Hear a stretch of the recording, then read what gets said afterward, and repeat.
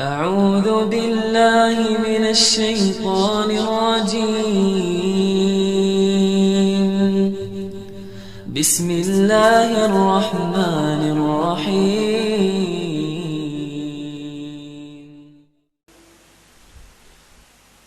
Apa inti daripada amal syariat itu? Amal syariat itu saling banyakkan,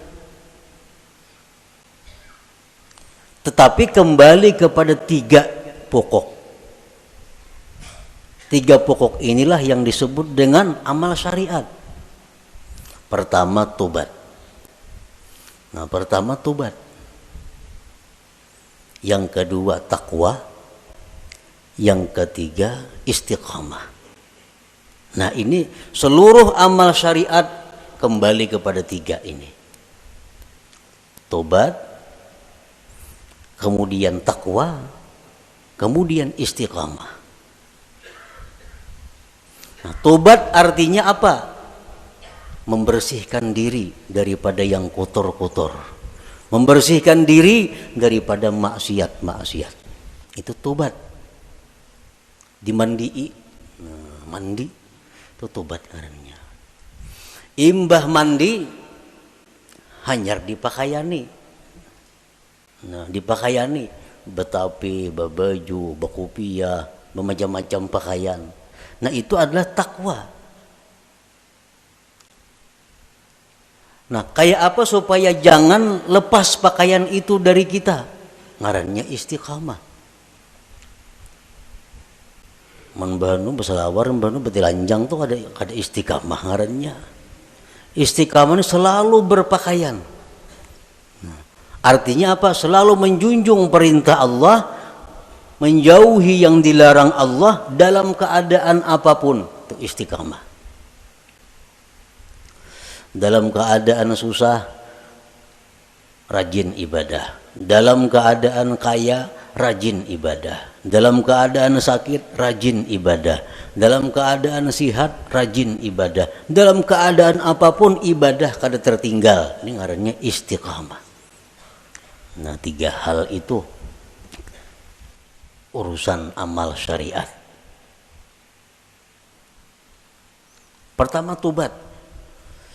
Jadi pengertian tobat ini jangan kita beranggapan bahwa nang batubat itu orang-orang periman nang perlu, kada. Kita ini perlu kepada tobat. Jangan dianggap orang nang tengah jalan itu nang harus batubat. Jangan orang-orang nang kada karuan itu kita anggap inya perlu bertobat. Sebenarnya kita sendiri mesti selalu tobat. Kita tiap hari mesti tobat.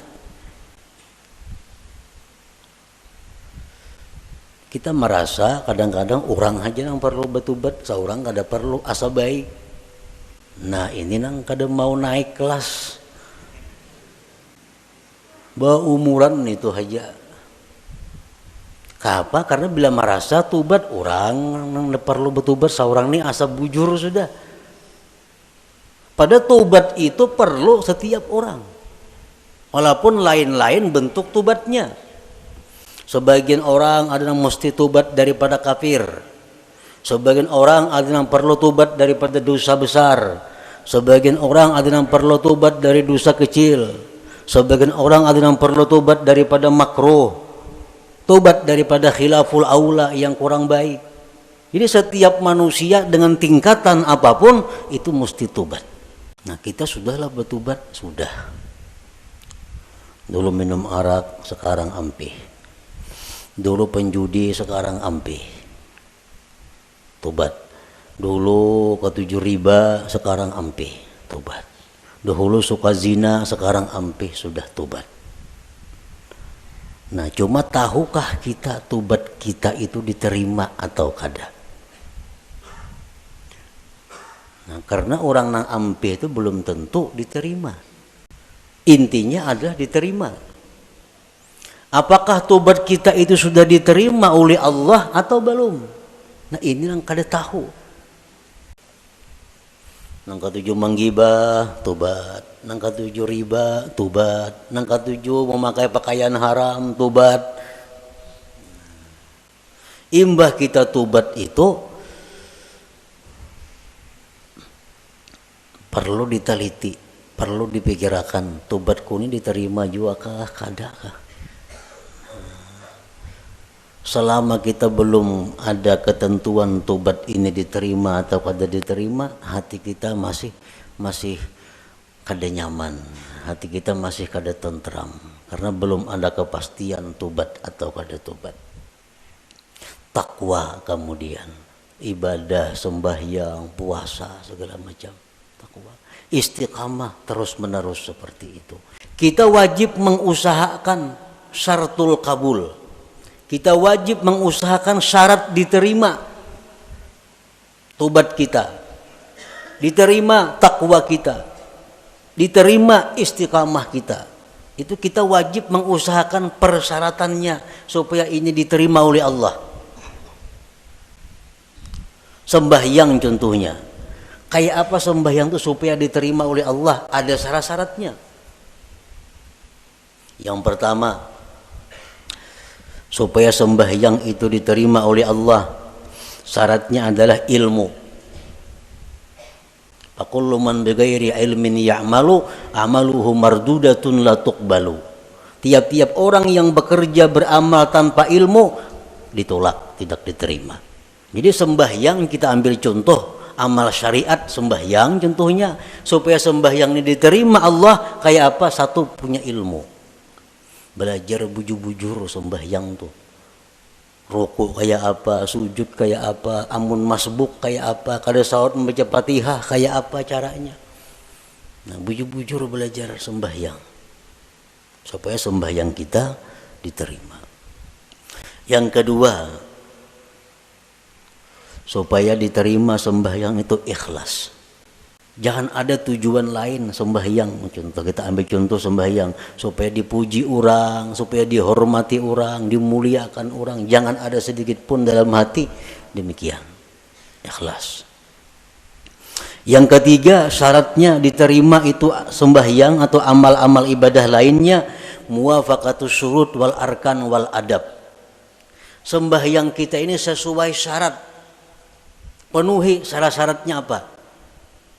Rukun-rukunnya apa? Adabnya apa? Orang nak sembahyang mesti berwudu, suci daripada hadas najis, menutup aurat, menghadap kiblat, masuk waktu. Nah, penuhi, bersihin najis, sucikan hadas dengan wudu, tutup aurat, tunggu waktu sembahyang, bila masuk hanyar sembahyang. Nah, itu syaratnya sudah biris. Syaratnya biris, rukunnya, rukun sembahyang.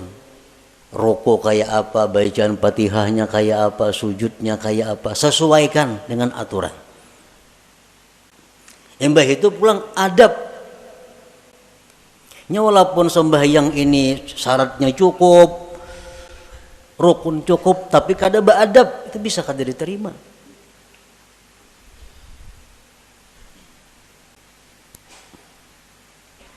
Sesuaikan adabnya.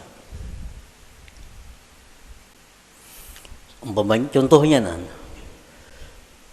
contohnya sembahyang pakai pinggang, Allahu Akbar, nah pakai pinggang.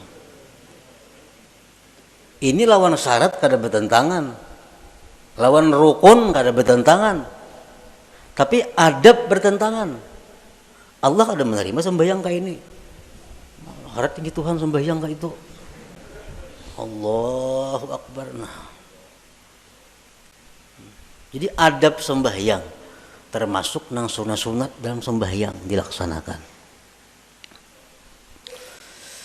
Yang keempat, ada mubtilat wal mukrihat wal makruhat. Tidak ada yang membatalkan dan yang dibenci Allah. Sembahyang atau ibadah kada yang membatalkan, kada yang dibenci Tuhan. Kita gawi semua nang sunat, jauhi nang makruhnya. Yang kelima, al halal fi ma yata'allaqu bih. Halal pada sesuatu yang berhubungan dengannya. Nah, pada berhubungan, makan, minum untuk tenaga, pakaian, tempat. Itu mesti halal. Rasulullah bersabda, "Man akala luqmatan min haram, lam tuqbal minhu salatu arba'in lailah." Orang yang makan satu suap daripada makanan yang haram, tidak diterima sembahyang 40 malam. Sasuap tuh kita makan nang haram, 40 malam sembahyang kita ditolak Allah. Sepiring berapa suap?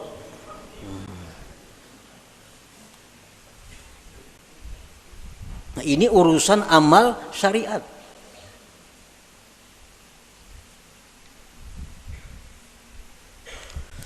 Pakaian kita mesti halal. Rasulullah SAW bersabda, "Man ishtara sauban bi ashri darahim bi samanihi dirhamun haram, lam yaqbalillah salatahu ma dama alaihi minhu syai." Barang siapa nukar pakaian 10 dirham, 1 dirham ada yang haram, kada Allah terima sembahyangnya selama itu masih ada. Nah, jadi kalau amal syariat ini kita biriskan dan kita usahakan syarat diterima oleh Allah.